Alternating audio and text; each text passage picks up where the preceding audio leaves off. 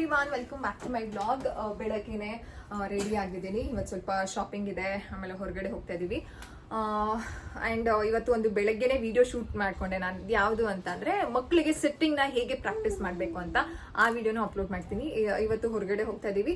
So ಇದು ಒಂದು ನಾನು ಇಲ್ಲಿ ಯಾವ್ದ್ರಲ್ಲಿ ಎಲ್ಲಿ ತೊಗೊಂಡಿದ್ದು, ಟ್ರೆಂಡ್ಸಲ್ಲಿ ಅನ್ಸುತ್ತೆ ಈ ಪ್ಯಾಂಟ್ ತೊಗೊಂಡಿದ್ದು. ಸಖತ್ತಾಗಿದೆ ಪ್ಯಾಂಟ್. ಇದಕ್ಕೆ ನಾನು ಮ್ಯಾಚ್ ಮಾಡ್ಕೊಂಡಿದ್ದೀನಿ. ಒಳಗಡೆ ಇದು ಯಾವ ರೀತಿ ಇದೆ ಗೊತ್ತಾ? ಸೊ ಈ ರೀತಿ ಒಂಥರ ಲೂಸ್ ಟ್ರೌಸರ್ ಇದು. ಸೊ ಇದಕ್ಕೆ ನಾನು ಈ ಪರ್ಪಲ್ ಒಂದು ಟೀ ಟಾಪ್ನ ಹಾಕೊಂಡು, ಟ್ಯಾಂಕ್ ಟಾಪ್ ಅಂತ ಹೇಳ್ತೀವಲ್ಲ, ಸೊ ಅದನ್ನ ಹಾಕೊಂಡು ಈ ಒಂದು ಒಂಥರ ಶೈನಿಂಗ್ ಯಾವ ಕಲರ್ ಇದು, ಒಂಥರ ಯಾವ ಕಲರು ಗೊತ್ತಾಗ್ತಿಲ್ಲ. ಸೊ ಅದನ್ನ ಹಾಕೊಂಡಿದ್ದೀನಿ. ಹೊರಗಡೆ ಹೋಗ್ತಾ ಇದೀವಿ. ಅಂಡ್ ಅದಿತಿಗೆ ಅವಿಷ್ಕನ್ಗೆ ಸ್ವಲ್ಪ ಶಾಪಿಂಗ್ ಇದೆ. ವ್ಲಾಗ್ ನ ಕಂಟಿನ್ಯೂ ಮಾಡ್ತೀನಿ. ಬೆಳಗ್ಗೆಯಿಂದ ಏನೂ ಮಾಡಿಲ್ಲ ಆಕ್ಟಿವಿಟೀಸ್. ಅದಿತಿಗೆ ಬಂದು ಮಾಡ್ಬೇಕು ಅಂತ ಪ್ಲಾನ್ ಇದೆ. ಸೊ ಇನ್ಮೇಲಿಂದ ಡೈಲಿ ವ್ಲಾಗ್ ನ ಹಾಕಿ ಅಂತ ತುಂಬಾ ರಿಕ್ವೆಸ್ಟ್ ಇದೆ. ಡೆಫಿನೆಟ್ಲಿ ನಾನು ಡೈಲಿ ವ್ಲಾಗ್ಸ್ ನ ಹಾಕ್ತೀನಿ. ಹೇಗೆ ಹೋಗುತ್ತಾ ಯಾವ್ದನ್ನು ಪ್ಲಾನ್ ಮಾಡ್ಕೊಂಡಂತೂ ಮಾಡಕ್ಕಾಗಲ್ಲ. ಅಂತ ಪ್ಲಾನ್ ಅಂತಂದ್ರೆ ಯಾವ್ದನ್ನು ಆರ್ಟಿಫಿಷಿಯಲ್ ಆಗಂತೂ ಮಾಡಕ್ಕಾಗಲ್ಲ. ಹೌ ಮೈ ಡೇಸ್ ಗೋಸ್ ಅಂದ್ರೆ ಡೇ ಇನ್ ಮೈ ಲೈಫ್ ಯಾವ ರೀತಿ ಹೋಗುತ್ತೋ ಅದೇ ರೀತಿ ನಿಮ್ ಜೊತೆ ನಾನು ಶೇರ್ ಮಾಡ್ತೀನಿ. ಸೊ ಇವತ್ತು ಹೊರಗಡೆ ಹೋಗೋದಿದೆ, ಶಾಪಿಂಗ್ ಇದೆ, ಅದನ್ನೆಲ್ಲಾನು ನಾನು ನಿಮ್ ಜೊತೆ ಶೇರ್ ಮಾಡ್ಕೊಳ್ತೀನಿ. ಸೊ ಬನ್ನಿ.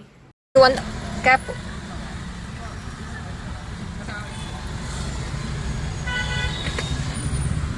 ನಮ್ಮದು ಏನ್ ಬೇಕಾ? ಎಳ್ಳಿಕಾಯಿ ಅಲ್ಲ, ಎಳ್ನೀರು. ತಗೊಂಬಾ ಬಾ ಅಂತ ಕರಿ ಬಾ ಅಂತ ಕರಿ ಬಾ. ಎಲ್ಲಿ ತಗೊಂಡ್ ಬಂದಿದ್ದಾರ? ನಾನು ಕುರಿಬೇಕು. ಲಾಕ್ ಹಾಕಿಲ್ವಾ? ಸಾರಿ, ನೋಡಿ ಹಾಕಿ ಲಾಕ್.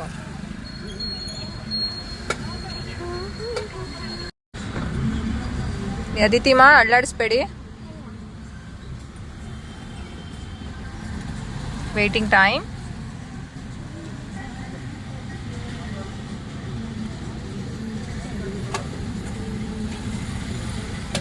ಈಗ ಸಮ್ಮರ್ ಇರೋದ್ರಿಂದ ಎಷ್ಟು ಬಿಸಿಲು ಅಂತಂದರೆ ಹೊರಗಡೆ ಬಂದಾಗೆಲ್ಲ ನಾನು ಇಬ್ರಿಗೂ ಎಳ್ನೀರು ಕುಡಿಸ್ತೀನಿ. ಆಗ್ತಿಲ್ಲ ನಂಗೆ ಇಟ್ಕೊಳ್ಳೋಕ್ಕೆ.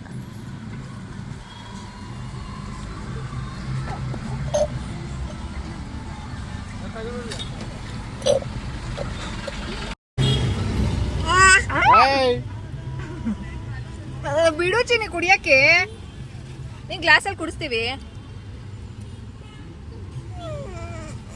ನೋಡ್ರಿ, ಕುಡಿಯಕ್ಕೆ ಬಿಡ್ತಾ ಇಲ್ಲ.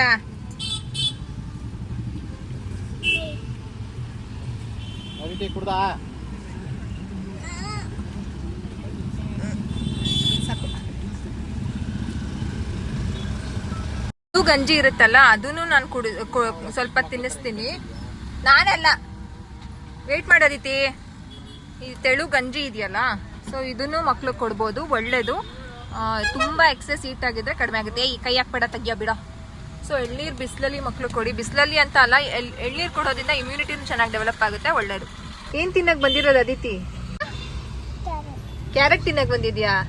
ಹೌದು, ನಾವಿಲ್ಲಿ ಕ್ಯಾರೆಟ್ ಹಲ್ವಾ ತಿನ್ನಕ್ ಬಂದಿದ್ದೀವಿ. ಇದು NTTF ಹತ್ರ ಇರೋದು. ಎಷ್ಟು ಫೇಮಸ್ ಹೋಟ್ಲ್ ಅಂದ್ರೆ ಅಷ್ಟು ಫೇಮಸ್ ಹೋಟ್ಲು. ದೊಡ್ಡ ಹೋಟೆಲ್ ಏನಲ್ಲ, ಚಿಕ್ಕದೇನೆ. ಒಳಗಡೆ ಎಲ್ಲ ಕುತ್ಕೊಂಡು ತಿನ್ನೋದಕ್ಕೆ ಅಂದ್ರೆ ಜಾಗ ಇದೆ. ಅವಿಷ್ಕ ಮಲ್ಕೊಂಡ್ಬಿಟ್ಟಿದ್ದಾರೆ, ಓಕೆನಾ?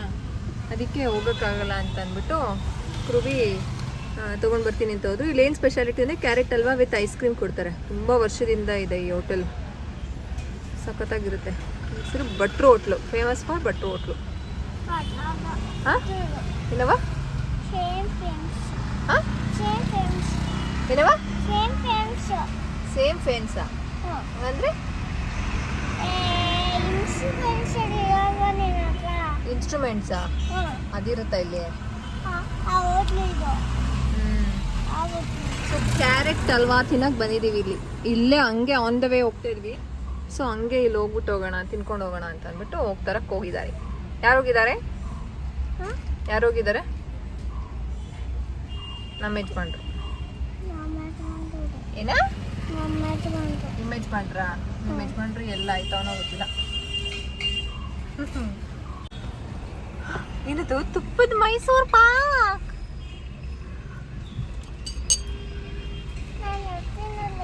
ಆಯ್ತು, ತಿನ್ನಿವ್ರಂತೆ. ತಿನ್ನ, ಚೆನ್ನಾಗೈತೆ. ನಿಧಾನ ನಿಧಾನ.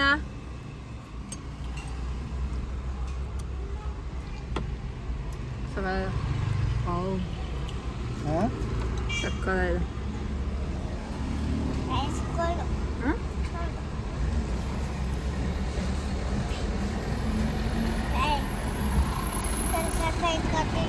ಸ್ವಲ್ಪ ಎತ್ಕೊಂಡು ತಿನ್ನು, ಸ್ವಲ್ಪ ಎತ್ಕೊಂಡು ತಿನ್ನು. ನಿಧಾನ ಚಿನ್ನಿ.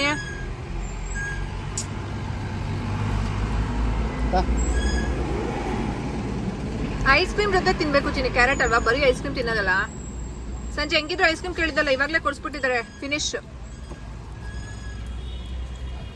ನೀವು ಈ ಕಡೆ ಬಂದರೆ ಯಾವಾಗಾರ ಬಂದು ಟ್ರೈ ಮಾಡಿ, ಇದೆಲ್ಲ ಇವರೇ ಮಾಡೋದು. ಆದಿತ್ಯಗೆ ಅವಶ್ಯಕಂಗೆ ಡೈಲಿ ವೇರ್ಸ್ನ ತೊಗೊಳ್ಳೋಣ ಅಂತ ಅಂದ್ಬಿಟ್ಟು ಹೋಗಿದ್ದೆ. ರೀಸೆಂಟಾಗಿ ಡೀಕ್ಲಟರ್ ಮಾಡಿದ್ದೆ. ಸೊ ಪ್ಲ್ಯಾನ್ ಮಾಡ್ತಾನೆ ಇದ್ವಿ ಯಾವಾಗಾರ ಹೋಗಬೇಕು ಅಂತ. ಸೊ ಇವತ್ತು ಟೈಮ್ ಇತ್ತು ಅಂತ ಅಂದ್ಬಿಟ್ಟು ಹೋದ್ವಿ. ಅವಶ್ಯಕ ಸಣ್ಣ ಇರೋದ್ರಿಂದ ಇನ್ನೂ 0 to 3 months ಏನಿದೆ ಆ ಟೀ ಶರ್ಟ್ಸು ಕೆಲವೊಂದು ಆಗುತ್ತೆ. ಅದರಲ್ಲಿ ಯಾವುದಾದ್ರೂ ಟ್ರೆಂಡಿ ಇದ್ದರೆ ನಾನು ತೊಗೊಳ್ತೀನಿ.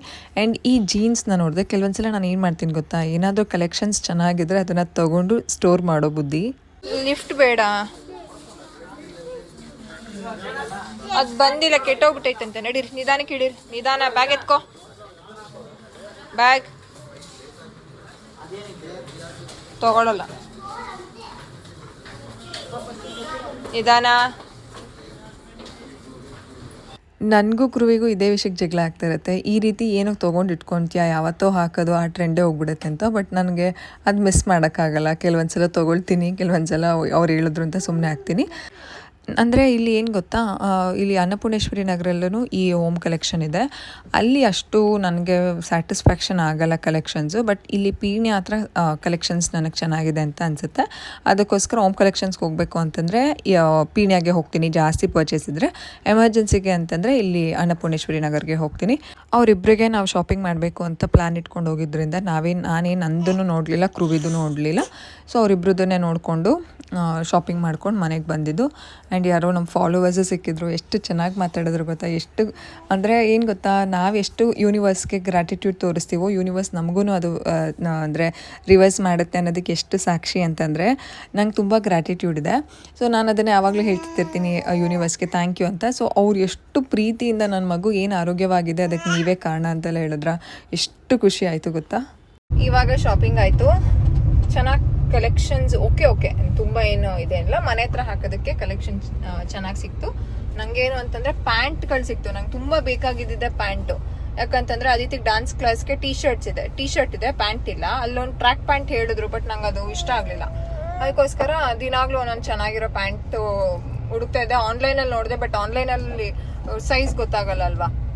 ಬಟ್ ಅದೇ ಹೋಮ್ ಕಲೆಕ್ಷನ್ಸಲ್ಲಿ ಒಂದೊಂದ್ಸಲ ಚೆನ್ನಾಗಿರುತ್ತೆ ಕಲೆಕ್ಷನ್ಸು, ಪ್ರೈಸ್ ಜಾಸ್ತಿ ಹೆವಿ ಅನಿಸುತ್ತೆ ಪ್ರೈಸು. ಬಟ್ ಈ ಸಲ ತೊಗೊಂಡಿದ್ದು ಪ್ರೈಸ್ ಅಫೋರ್ಡಬಲ್. ಅವಿಷ್ಕಂಗೂ ಚೆನ್ನಾಗಿರೋ ಪ್ಯಾಂಟ್ಗಳು ಸಿಕ್ತು, ಸ್ಟಾಕಿಂಗ್ ಸಿಕ್ತು ಅವಿಷ್ಕಂಗೆ. ಆದಿತ್ಯಗೆ ಸ್ಟಾಕಿಂಗ್ ಸಿಗಲಿಲ್ಲ. ಹಿಂಗೆ ಒಬ್ರಿಗೆ ಸಿಗುತ್ತೆ, ಒಬ್ರಿಗೆ ಸಿಗಲ್ಲ. ಚಿನ್ನಿಯದ ಬೈಗೆ ಹಾಕ್ಬಾರ್ದು. ಸೊ ಇವಾಗ ಹೋಟ್ಲಿಗೆ ಹೊರಟ್ವಿ. ಆ್ಯಕ್ಚುಲಿ ಕ್ರೂವಿ ಮನೆಗೆ ಅವ್ರಿಗೆ ಹೋಟ್ಲಲ್ಲಿ ಕೆಲಸ ಇರುತ್ತಲ್ಲ, ಸೊ ಮನೆಗೆ ಬಿಟ್ಬಿಟ್ಟು ಹೊರಡ್ತೀನಿ ಅಂತಂದ್ರು. ಆದಿತ್ಯ ಫುಲ್ಲು ಹೊರಡ್ತಾ ಇದ್ರು, ನಾನು ಬರ್ತೀನಿ ಹೋಟ್ಲಿಗೆ ಅಂತ. ಸರಿ ಆಯಿತು, ಕರ್ಕೊಂಡು ಹೋಗ್ತೀನಿ ಅಂತ ಅಂದ್ಬಿಟ್ಟು ಇವಾಗ ಹೋಟ್ಲಿಗೆ ಹೋಗ್ತಿದ್ದೀವಿ. ಸೊ ಅಲ್ಲೇ ಊಟ. ಹರೀಶ್ ಮಾವ ಇರ್ತಾರೆ. ಹರೀಶ್ ಮಾಮ ಅಂತಂದರೆ ಕ್ರೂವಿ ಫ್ರೆಂಡ್, ಅವ್ರನ್ನ ಇರ್ತಾರೆ. ಆ್ಯಕ್ಚುಲಿ ಆದಿತ್ಯ ಅಂತೂ ಅಲ್ಲಿ ಫುಲ್ಲು ಇದು ಏನಂತ ಹೇಳೋದು, ತುಂಬ ಚೆನ್ನಾಗಿ ಇಷ್ಟಪಡ್ತಾರೆ ಅಲ್ಲೆಲ್ಲರೂ. ಅಯ್ಯೋ ಅಲ್ಲೇ ಎಲ್ಲರೂ ಕೇಳ್ತಿರ್ತಾರೆ, ನೀನು ನನ್ನ ಮಗನ ಮದುವೆ ಆಗ್ತೀನಿ ಅಂತ. ಇವರು ಹೋದಾಗೆಲ್ಲ ಒಬ್ಬರು ಮದುವೆ ಆಗ್ತೀನಿ ಅಂತ ಹೇಳ್ತಾರೆ ಹಂಗೆ. ಸೊ ನಾನು ಬೇಕು ಅಂತಂದ್ರೆ ಹೇಳಿ ಈ ವ್ಲಾಗಲ್ಲಿ ಯಾವ ರೀತಿ ಸೆಲೆಕ್ಟ್ ಮಾಡಿದೆ ಬಟ್ಟೆಗಳು ಹೇಗಿದೆ ಅಂತ ಕಲೆಕ್ಷನ್ಸ್ ಬೇಕಾದ್ರೆ ನೆಕ್ಸ್ಟ್ ವ್ಲಾಗಲ್ಲಿ ತೋರಿಸ್ತೀನಿ. ಇಲ್ಲಿ ಯಾರ ಹತ್ರನೋ ಮಾತಾಡ್ತಿದ್ಯಾ? ಯಾರದು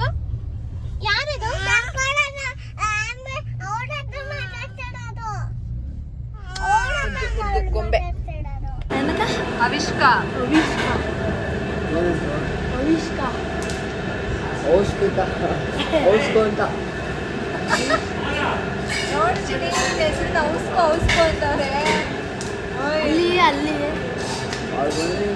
ಹೋಟೆಲ್ಗೆ ಹೋಗ್ಬಿಟ್ರೆ ಆದಿತ್ಯನ ಅವಶ್ಯಕನ ನಾವು ನೋಡ್ಕೊಳ್ಳೋದೇ ಬೇಡ, ಎಲ್ಲರೂ ಅಷ್ಟು ಪ್ರೀತಿ ಮಾಡಿ ಮುದ್ದು ಮಾಡ್ತಾರೆ. ಆ್ಯಂಡ್ ಕ್ರೂವಿಗೆ ಸ್ವಲ್ಪ ಕೆಲಸ ಇತ್ತು, ಅವರು ಎಲ್ಲ ಕೆಲಸ ಎಲ್ಲ ಮುಗಿಸ್ಕೊಂಡು ಊಟಕ್ಕೆ ಕೂತ್ಕೊಳ್ಳೋಣ ಅಂತ ಅಂದ್ಬಿಟ್ಟು ಕೂತ್ಕೊಂಡ್ವಿ. ನಿಮ್ಮ ಮಕ್ಕಳು ಹೀಗೇನಾ ಅಂತಂದರೆ ಎಲ್ಲಾದರೂ ಹೋಗ್ಬಿಟ್ರೆ ಮಕ್ಕಳು ನಮ್ಮ ಕಂಟ್ರೋಲ್ಗೆ ಸಿಗಲ್ಲ, ಅವ್ರು ಹೇಳ್ಕೊಟ್ಟಿದ್ದನ್ನೆಲ್ಲ ಮಾತಾಡೋದು ಅದನ್ನೆಲ್ಲ ಅದಿತಿನೂ ಇವಾಗ ಮಾಡ್ತಿದ್ದಾರೆ.